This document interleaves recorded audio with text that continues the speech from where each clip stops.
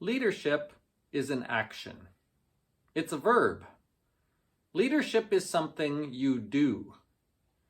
If you're a leader in name only, if you just have a title but don't actually do anything, then you will have no real influence, and you're not really a leader. That's the lesson that King Saul finds out and learns in 1 Samuel chapter 11.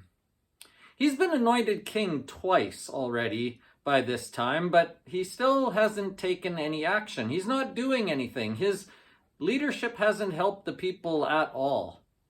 But in 1 Samuel chapter 11, that all changes. He gets a chance to make a difference, and he takes some action, and he shows his worth.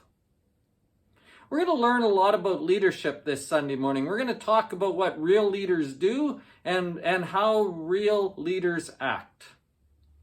The Bible study from 1 Samuel chapter 11 is called Some Assembly Required.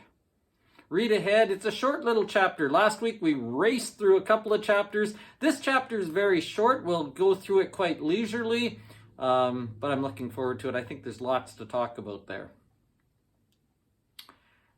Then in our sermon, I like looking up song lyrics.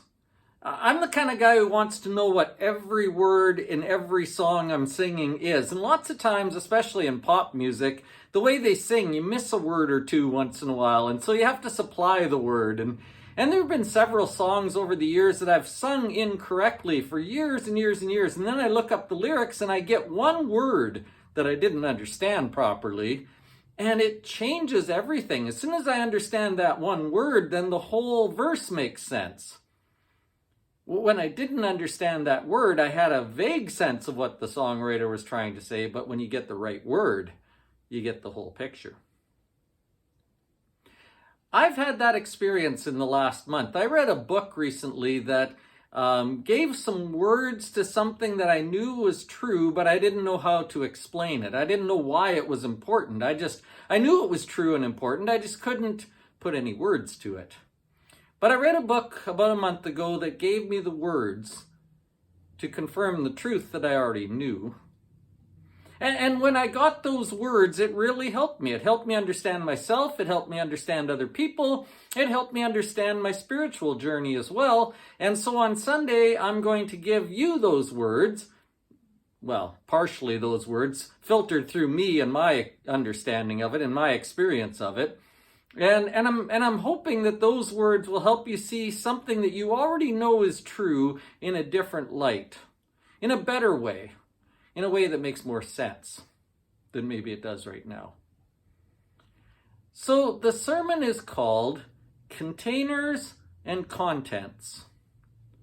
And I'm going to talk to you about why we often focus on the wrong one and what happens when we don't get the proper one. Containers and Contents will be the end of our sermon series that we've entitled Moments with Jesus. This is the last moment. The last thing that I think he might want to say to us if he was here right now, the most important thing. And I think it's the most important thing because he said it over and over and over and over. A pathway to spiritual maturity, containers and contents. This is the Canada Day long weekend. My family's looking forward to going to the parade out in Beanfate. Maybe we'll see you out there.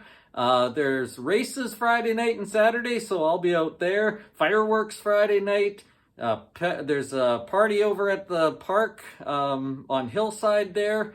There's lots of events going on, so maybe we'll see each other around at one of those things. That would be really nice. But if we don't, I'm really hoping that we'll see each other on Sunday, because we got a lot of good things to share.